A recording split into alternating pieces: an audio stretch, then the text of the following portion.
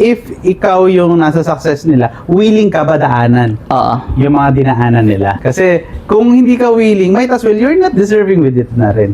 One thing na na-learn ko is God doesn't call us to have the same path. Welcome to In Between. The podcast where we talk about faith, life, purpose, and the journey in between. Whether you are waiting on a promise, walking through a challenge, Celebrating a breakthrough, or simply trying to follow God's leading one step at a time, this is for you. because sometimes God does His great work in the in-between. Struggles, success, and everything in between. Hello, hello, hello. Well. Okay, so for today's conversation is about something almost everyone struggle at some point. This is the comparison. Especially in a world where we are constantly seeing other people's highlights online, it's easy to feel like we are behind, not doing enough, or not becoming who we are supposed to be.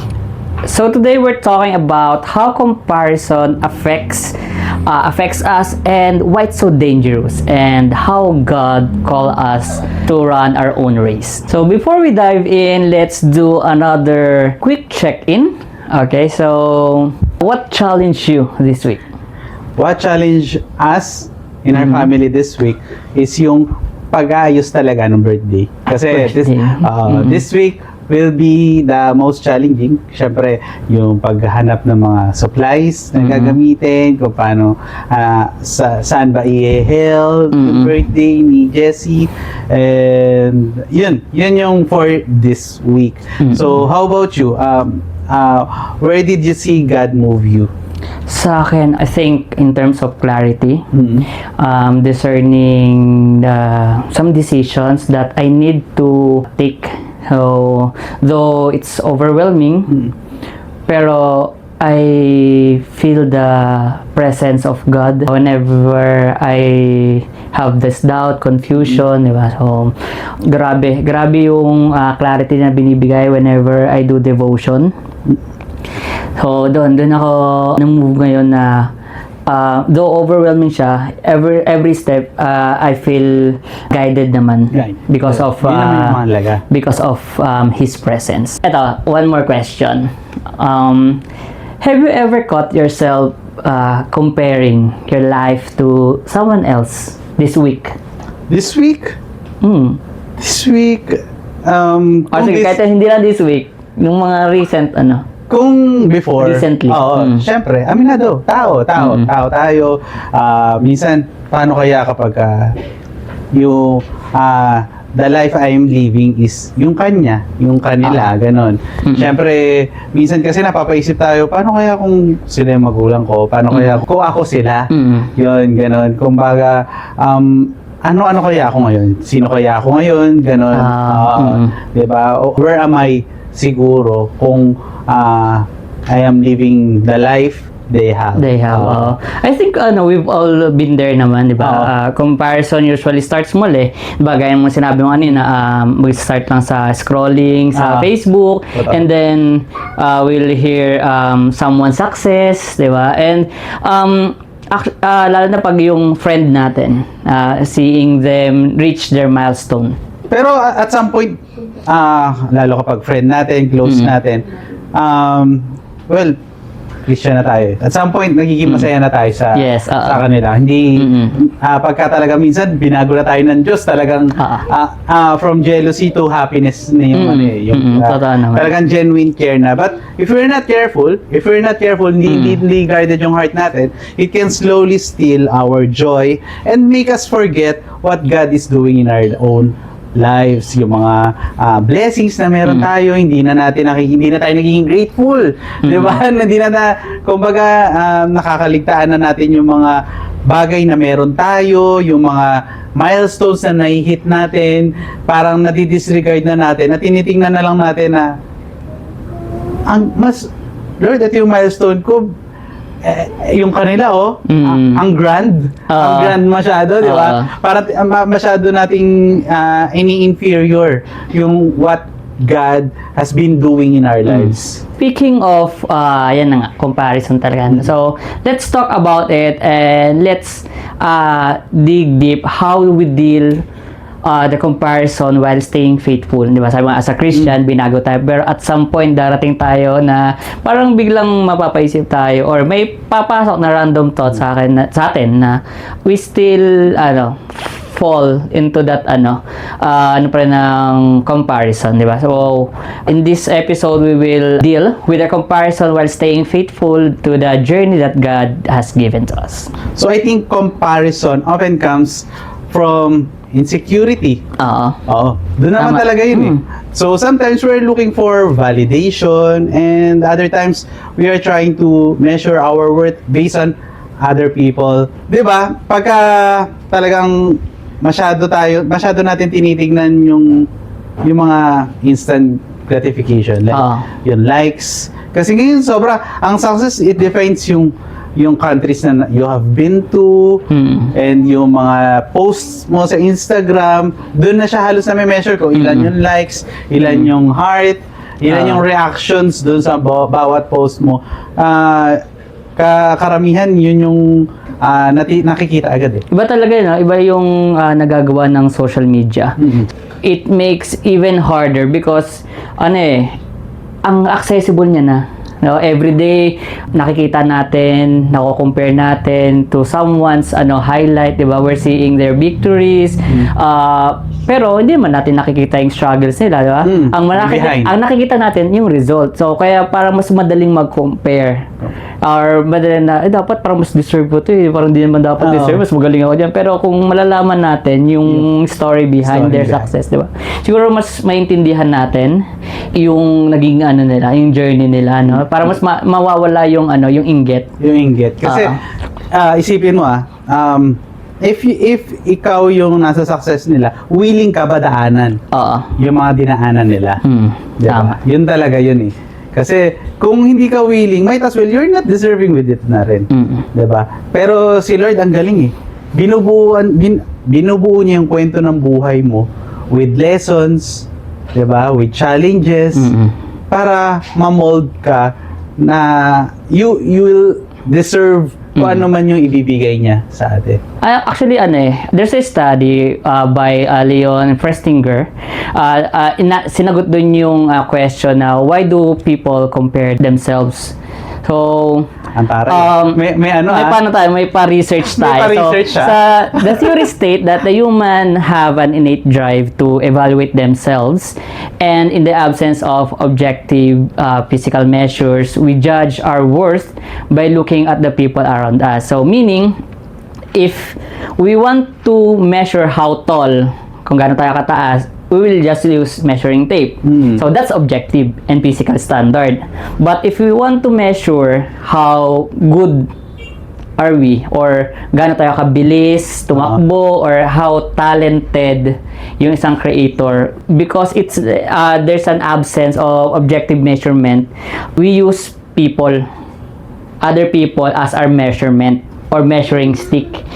Thus, he pointed out na we care most about comparing ourselves to the people who are similar to us, like our friends, colleagues, family, and relatives, because their proximity makes themselves the realistic benchmark of our own potential kasi.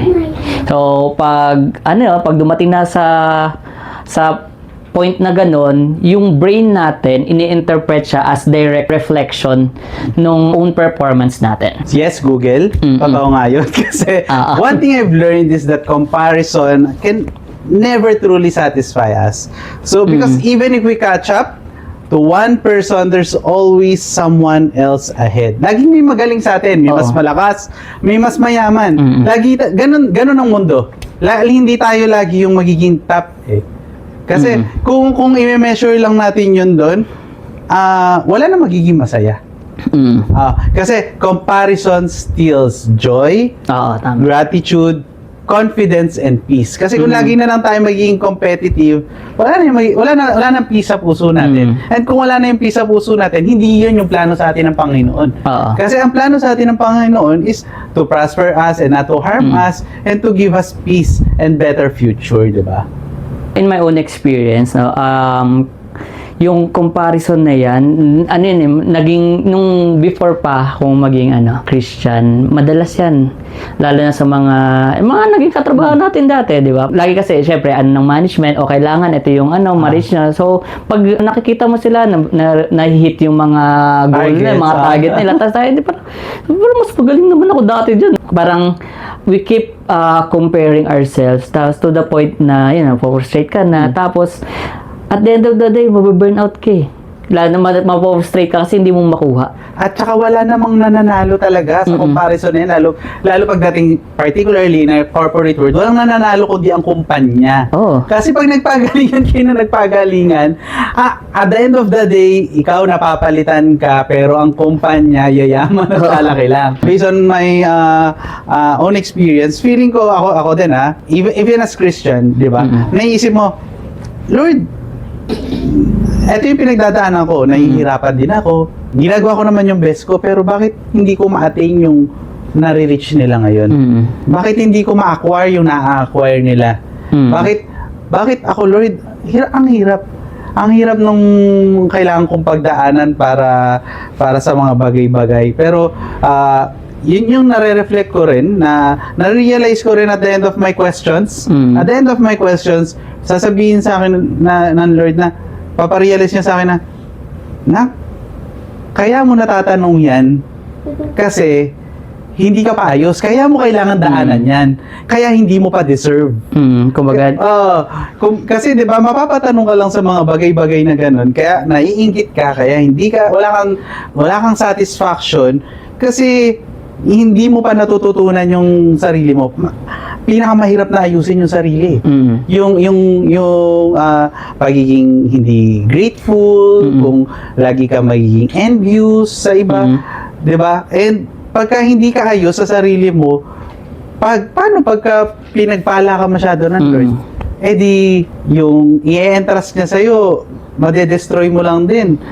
Or even you, yourself, is madedestroy kasi hindi ka ayos sa sarili mo.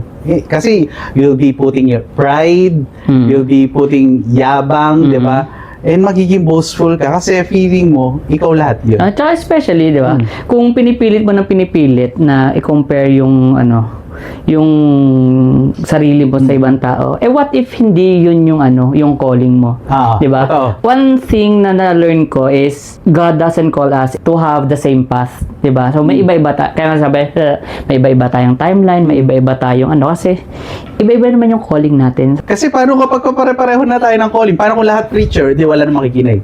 Di ba? Paano kung lahat missionary? Sino na ang pagmi-missionan? Di ba? Totoo naman. So, paano kung lahat na naging photo editor? So, sino pipicture? Sino na yung subject? Sino na ang subject? Bukod doon, di nag-judge na lang kayo ng mga sarili. Naging judger na lang kayo ng your own creativeness. Di ba? Na supposed to be hindi. And different calling is different timing. There's different season and purpose. And that's okay, di ba? Lagi naman na natin naririnig yan dahil kasi at the end of the day, kapag masyado tayo nagbigay sa number, tayo lang din yung mapoprostrate. Kung titingin tayo sa tao, wala namang gana niyan eh. Lagi naman may masasabi ang tao eh. Lagi naman may masasabi ang tao. Maging magaling ka, maging matalino ka, mayaman ka, may masasabi ang tao. Kasi, kung masyado ka nakikinig sa ganun, sino ang gino-glorify mo? Diba? Diba ang purpose naman ng buhay natin na to glorify God alone? So binigay sa atin na calling, na purpose, diba? So, I think, saktong-sakto yung biblical perspective natin for today's episode sa Galatians 6:4-5, that each one should test their own action. Then they can take pride in themselves alone without comparing themselves to someone else. For each one should carry their own load. So, ang context nito is si Paul is na-remind yung mga believers not to measure themselves against others. Diba? Instead, we should be evaluate our own faithfulness before God. I want to also add one of the relatable moments in the scripture, no? Happens in John 21, verse 20 to 22. So, when Jesus has given Peter insight into his future and calling, no? Di ba, sabi nga sa John 21, verse 20 to 22, after Jesus tells Peter about his future, Peter points to John and asks, Lord, what about him? Diba? Sabi niya. And Jesus replies, if I want him to remain alive until I return, what is that to you? You must follow me. Diba?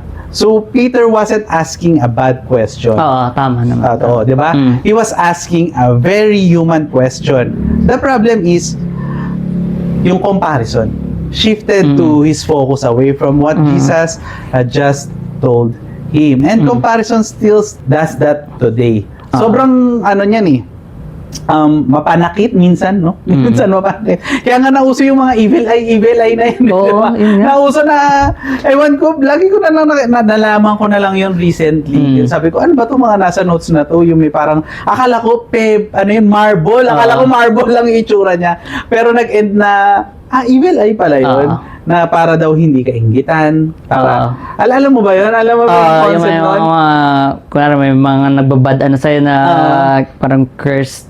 I don't know. Basta ayun yung nila, perspective nila doon. Na hindi naman natin talaga pinaniniwalaan. Yes, we do believe that good and evil, pero we don't believe those evil eyes. And if meron man talagang evil eye, we rebuke it in the name of Jesus. Yes, diba? tama. We always rebuke it.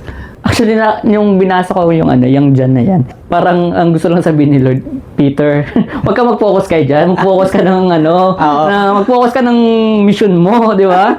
Diba? Okay, kaya guys, what about him question right now?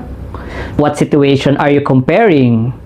Whose journey are you watching? And what would change if you focus that energy on following Jesus instead? So, because obedience becomes difficult when we are constantly looking at someone else's journey, if there's one thing we want you to remember today, it's this. Comparison makes you focus on what you don't have. And gratitude helps you see what God has already given. I think that's it for this episode, diba? Okay. And thank you so much, guys, for joining us for today's conversation. If this episode encouraged you, share it with your friend and who might need the reminder that they don't have to live someone else's story. And follow us on Facebook, Instagram, TikTok, YouTube, and Spotify by searching In Between Podcast. So, lahat ng social media yan. Oo, i-follow niya. So, until next time, keep trusting God in every season. This is In Between, where we talk about struggle, success, and everything in between. God bless, and we'll see you in the next episode. Bye! Keep safe! Yay!